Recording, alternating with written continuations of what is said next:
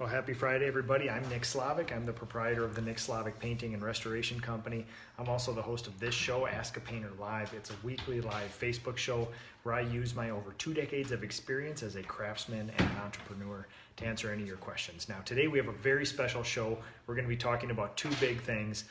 Number one, we have the PDCA Contractor Question of the Week, which deals with sort of amping up your crews, getting your company ready, company mottos, and then we're going to be talking about a very special thing called Paint Your Path. It's an initiative by Sherwin to not only get people interested in the painting path, in the painting career, but also show them a path through, offer some training, find you jobs. It's a very, very interesting initiative, and we're going to go deep into that as well too. So, number one, thank you to the PDCA, the Painting and Decorating Contractors of America, for underwriting the program. Thank you to Sherwin-Williams as well for passing this along. Any questions you guys have about the Paint Your Path initiative, you can go on the Sherwin-Williams website and follow along. This initiative, like I said, is all about getting people in here, getting people excited about it, showing them a path, showing them what kind of money you can make. This very closely aligns with not only the PDCA's directives and mine personally. I have a very intense apprenticeship program right here in my company, and yeah, it's I'm basically doing in the field what these initiatives are trying to do. So any questions you guys have, I'll try to get those during the show. Kindest thing you can do for this show is to like it, follow the Ask a Painter page so you get instant updates when I go live, and then share this, of course, because we need some more like-minded people on here. Obviously, the goal of all of this is to raise the standard of our industry, make sure we're giving people a good product and making happy clients out there. So number one, the PDCA Contractor Question of the Week is, do you have a team motto, and how do you get your guys and girls amped each morning? So basically, we have our core values, and I recite them all the time for our people. They're not just lip service. We have 5 of them. Not only do we hire people based on our core values, we rate them quarterly and set goals based on these core values, and we also fire people based on these core values. So if we had one most important one, Aaron, what is our sort of the one core value that we really, really live by? Discipline equals freedom. Discipline equals, I know that's personally your favorite one too. Yep. So yeah, one of our 5 core values is discipline equals freedom. And I've lived that out in my life, where the more disciplined I am about personal life, professional life, everything else, magically the more freedom you get. So my core values are, number one, gain and maintain trust. So that's not only gain the trust of the people you work with, gain the trust of our clients, and then you maintain that trust. Continuous improvement, it's a huge thing, especially with my apprenticeship program. You must continually improve. Nobody comes to my business with any painting experience, so obviously you can't say you must be the best painter in the world. From day one, you must constantly improve. Quality always wins. That's an easy one. If you have a choice of doing something fast or good, always do it good, but I would like you to do it fast and good. That's sort of the ultimate calling for that sort of thing. Discipline equals freedom, and then produce. I do want my people to produce. People think that the type of business we run, the quality that we demand from our people, the type of people that I hire, you're not going to get a lot of production.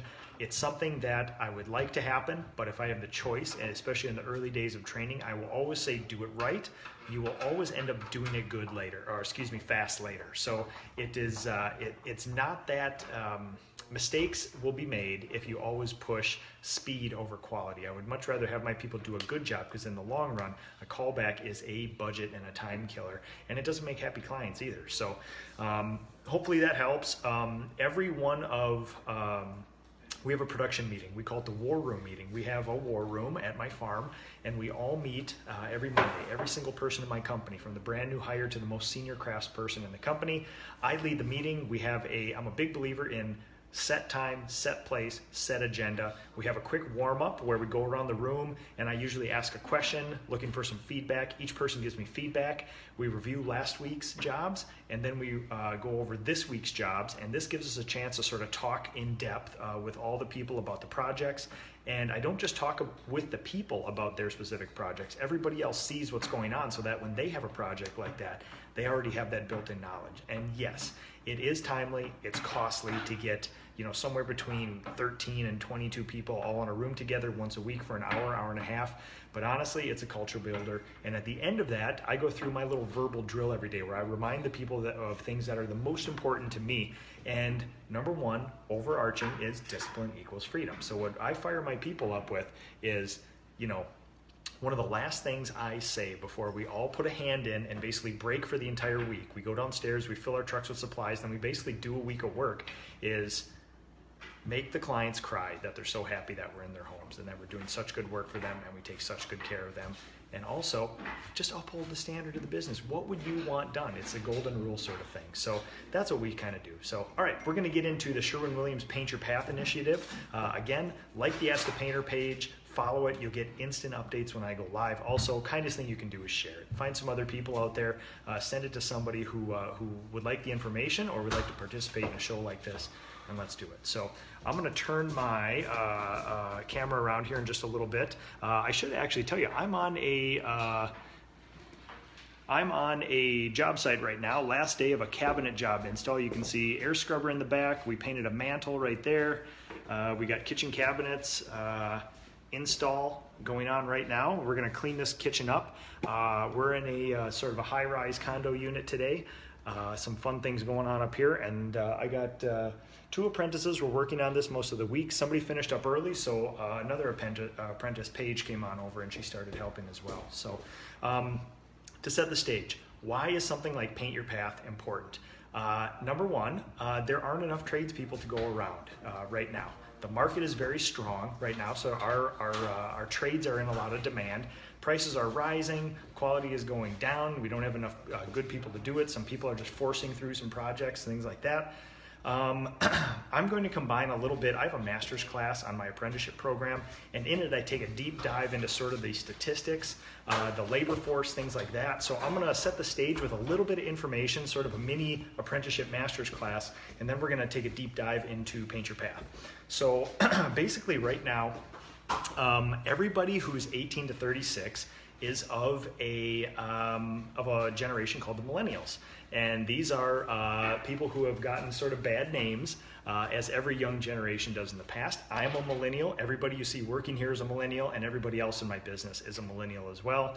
We're known for wanting participation trophies, listening to weird music, weird facial hair, our affinity for avocado toast and other things like that. But in truth, every generation looks at the next generation and thinks it's the one that's going to set the globe on fire and burn it all down, and it never happens. And in fact, we continue to grow in our thinking, in our processes and things like that, and we improve upon every generation. So we have to be open to that. So right now, the baby boomers, which are all about 54 to 74, give or take, are basically at the point where they're exiting the workforce. This is called the silver tsunami. About 18 to 20% of all tradespeople are baby boomers. So really, over the next 10 years or so, even 5 to 10 years, most of those people will exit our workforce. There's 75 million people in, I won't make these guys nervous here. There's 75 million people in the baby boomer generation. Then there was Generation X, maybe 54 million people.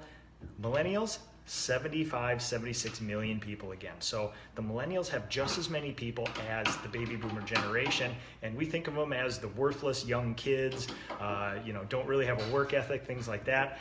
Whether you like it or not, all the millennials are 18 to 36 right now. So not only are they the main chunk of the labor force, they are also starting to be our clients. And most of my clients are somewhere between 30 and 35 and 75, give or take. So whether you like it or not, these are the people that we're going to have to attract to this trade. We're going to have to bring them in. They do have some unique sort of traits, not that unique. I mean, we don't biologically change that much in 18 to 22 years in a generation.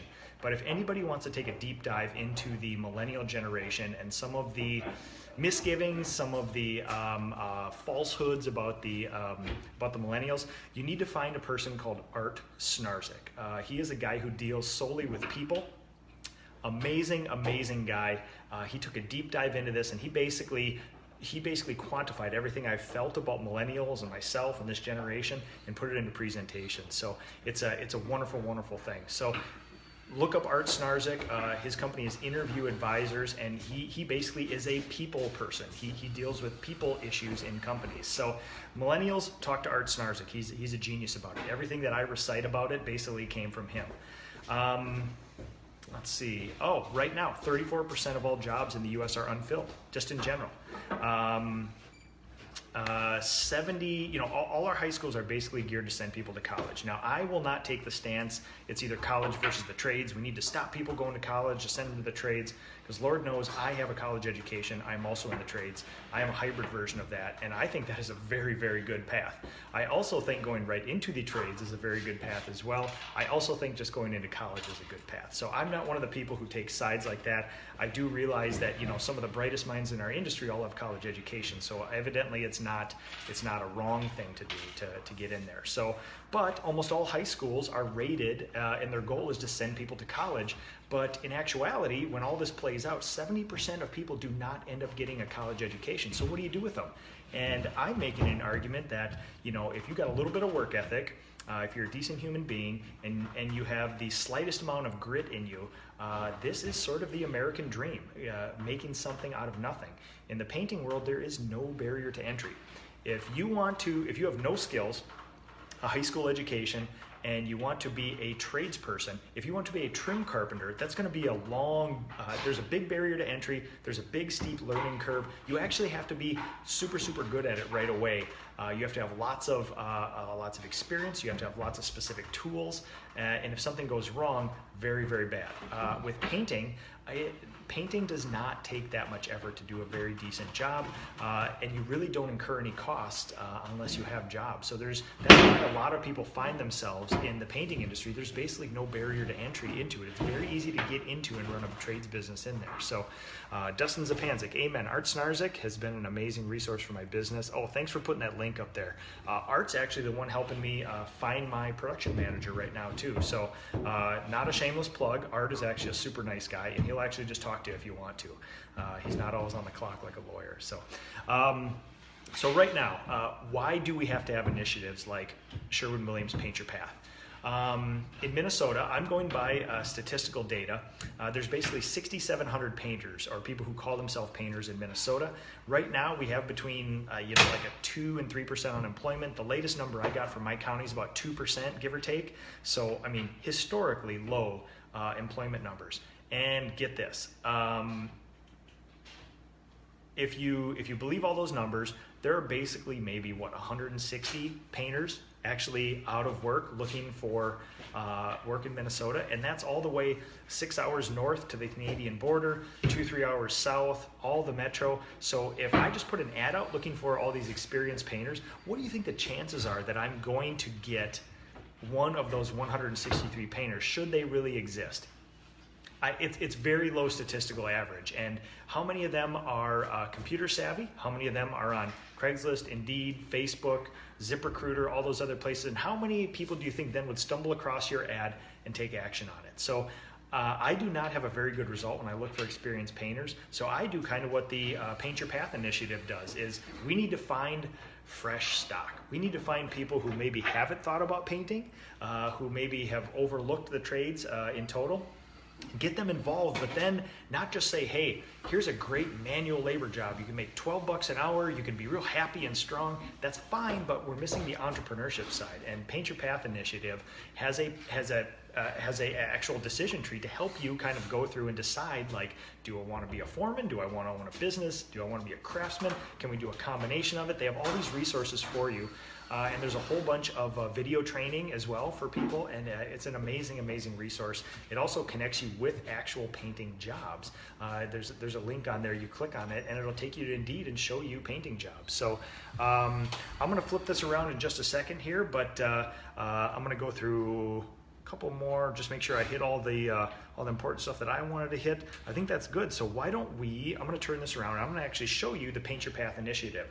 Also, There is a very close friend of mine, Rob Lenzen, who's a professional painter in my area here. He's one of the faces of this. Sherwin-Williams actually had him do a bunch of videos and pictures here. And so if you look on this website and you watch enough videos, you will see a good friend of mine and a good friend of the show, Rob Lenzen, on here. So I'm going to turn this around for you guys. Let's go here. Like this. I'll see how close I can get this for you guys. And we're in mirror image here. So, okay, so on Sherwin-Williams' website here, you can see the Paint Your Path initiative. There's the big link right here. So, taking the lead in building, painting future workforce. So you click on that. It'll basically take you to the main page for Paint Your Path. The big slug line, the big force of this is America needs painters, and I couldn't agree more. So obviously, we're going to go through some very higher level stuff.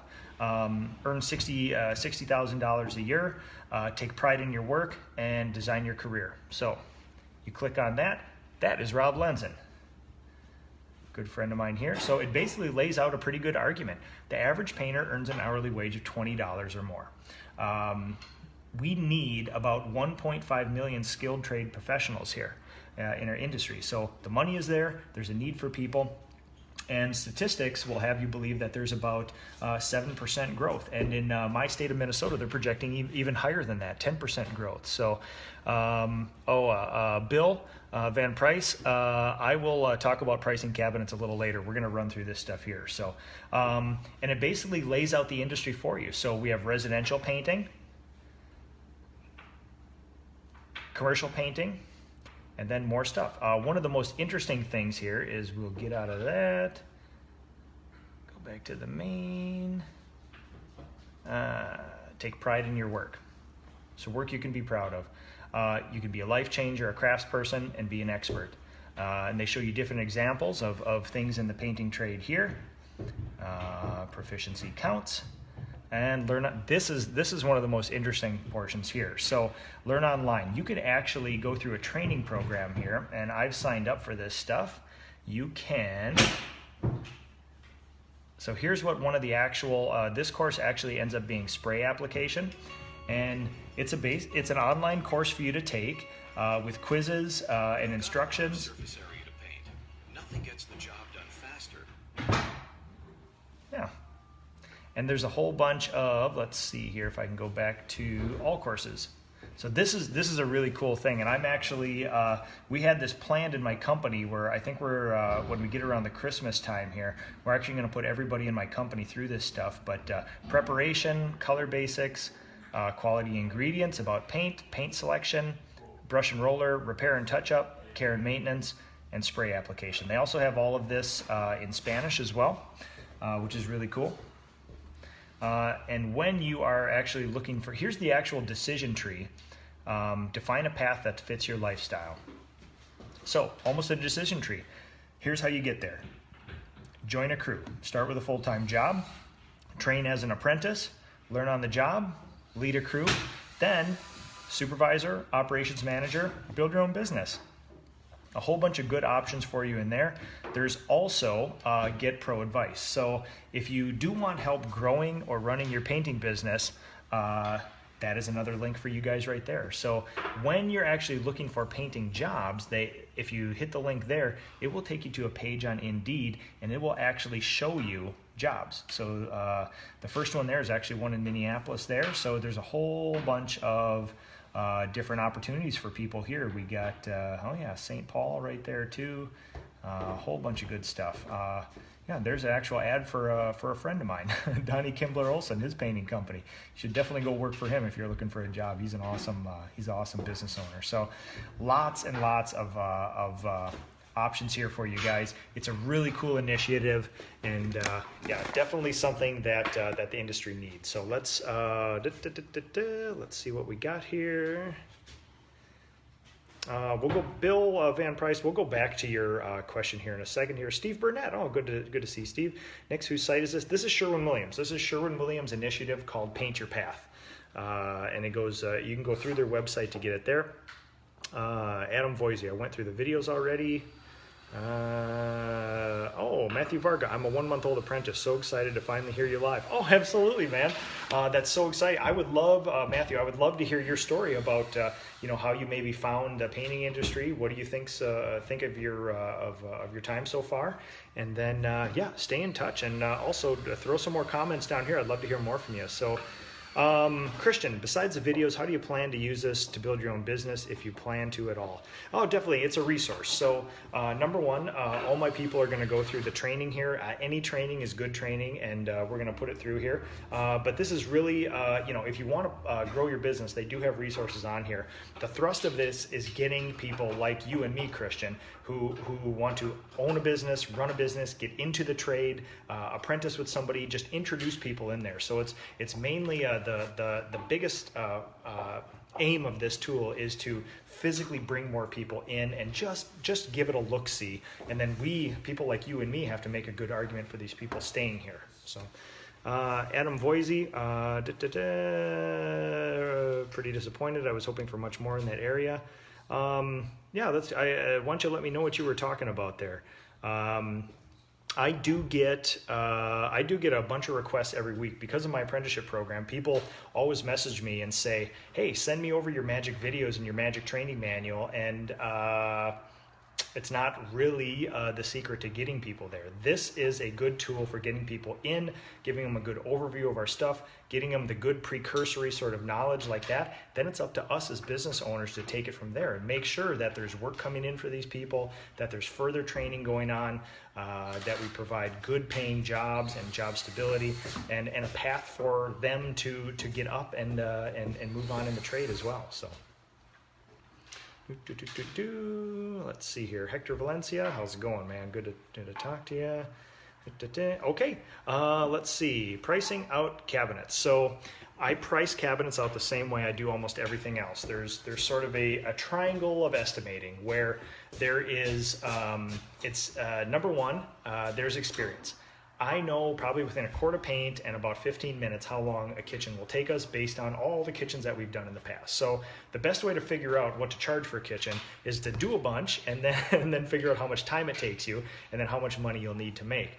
Number two, you could have square foot, linear foot per opening price like that. So there's kind of the data driven. That's, number one is experience. You just know what it takes based on a lot of experience. Number two, you can calculate it down into sort of a formula so that when you go to the next one, you can apply that formula. Really good to know this sort of thing, but you can't just rely on that all the time. Sometimes there's a lot of variables in there that if you just rely on your formulas all the time, you'll either way overbid or way underbid something. So the reason I do sort of the triumvirate, is the third one is then market price. You also have to take into account how bad you need the work, what time of the year is it, where are you working, how bad do they need it done, how quick do they need it done, and basically what will the market support. Especially when you talk about cabinets, I've actually seen a lowering of my price over the last year, only because 2 years ago, there wasn't many people doing super high-end sort of sprayed finishes in people's houses with cabinets. In my area, you could charge a premium for it. People were kind of knocking down my door to get it.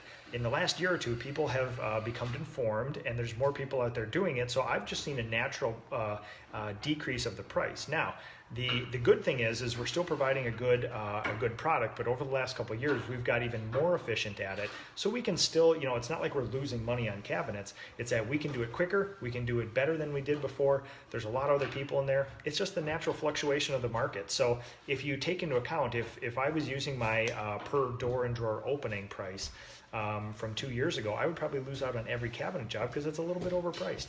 So you kind of have to feel, what the market is doing too. And I use those three sort of ways to estimate. So when you approach a job, I kind of tap on all three of those just to see it's a different data set. So you come in and you say, listen, I know exactly how long this is going to take. I know how much paint it's going to be. Now, what is my, when I'm looking at my linear foot price, would that apply to this and would it be accurate? Maybe yes, maybe no, but then you also take into account what are all the other things that are kind of touchy-feely, the market price. If somebody says, this house, we're moving in a week, I need these cabinets done in 4 days, you might be able to charge a little more because you're gonna have to put some other jobs off, things like that. So I hope that helps, Bill. If you got any other questions, certainly let me know. Steve, I will get you a URL right here. If you basically type in Paint Your Path, Sherwin Williams, it'll take you to it. It's sherwinwilliams.com/painting contractors. Oh wait, you go through painting contractor portion of, here, let me get this for you. So you go through the painting contractor portion of their site. Contractors, shop by category, go to resources, and Paint Your Path will be there. But yeah, it's easiest to just go in there and type Sherwin Williams Paint Your Path. It'll take you right to it. So it's a pretty awesome initiative, and anybody who has any questions about that stuff, certainly let me know. Otherwise, everybody, I think that's about it for today. These apprentices are wrapping up this job site. We're going to get it all cleaned up, put together before the end of the week here. Make a nice, clean, easy break. And let's see here. I think that's about it. So thank you to the PDCA for underwriting the program. Thank you to Sherwin Williams for being a great friend of the show, great partner and underwriter as well, and spreading the knowledge and the word about this. Certainly, people, look into the Paint Your Path initiative. If you guys have any experiences with it in your company, if you're using it in your company, please let me know. Matthew, would Paint Your Path be useful to me just starting, or is it more for people looking for work? No. Get in there and do the training portion of it. I'm thinking what we're going to do is probably right before our Christmas break. I think we're going to bring the whole company in and go through this all together, just so we can bring everybody up to standard and stuff too. I've been looking for a little lull in our schedule to do that. So yes, thank you to the PDCA. Thank you to Sherwin Williams for being great underwriters of this show, spreading the word. I am also looking for charitable work to be done. Now, I put a post out last week where I was looking for a charity in my area with a facility that needed some work done, and I actually didn't come up with anything. Lots of people had suggestions. I would much prefer to have, you know, a nonprofit with a facility that does the most good for the most people to do that. If I can't find that, I'll find other people in need and do that. I just try to make sure that when we do charitable painting work, that it does impact the most people that we possibly can. So if you guys have any recommendations for me, specific recommendations in my area in Minnesota, we'll even go through the metro, please let me know. Private message me, list them here. Also, like the Ask a Painter page, follow it, and you will get instant updates every time I go live. And yesterday, I confirmed that we are having our Nick Slavic Painting and Restoration Company party at our brand new brewery in New Prague. And my favorite restaurant, Master Chef Ulrich Etlin, will be catering it. I think he's going to smoke some brisket and make some spatzel and some red cabbage and a whole bunch of other good stuff. So one of my apprentices is an artist, and she will be actually making awards for us this year. We have an awards ceremony every year too, so look for some pictures for that, guys. And oh, Corey Leister, good to see you on there too. Matthew Varga, Matt, let's definitely stay in contact. I'd love to hear your impression of being so new to the industry. So let's see me here. One more question, then we're out of here, guys. So Tristan Tripp, thank you for your resources on cabinets. It's helped me to be more confident and aggressive in the cabinet refinishing side of my business. Yeah, no problem. And it is my most popular master's class as well. It's depending on the people in attendance, usually it's about 3 to 4 hours where I take a deep dive into the science of it. And my people love doing them. They're fun jobs, and biggest bang for the buck you can do in your house. I mean, the before and afters of them are truly house changing. You know, it's an amazing thing. So thank you, everybody. Have a great weekend, and we'll talk to you guys next week.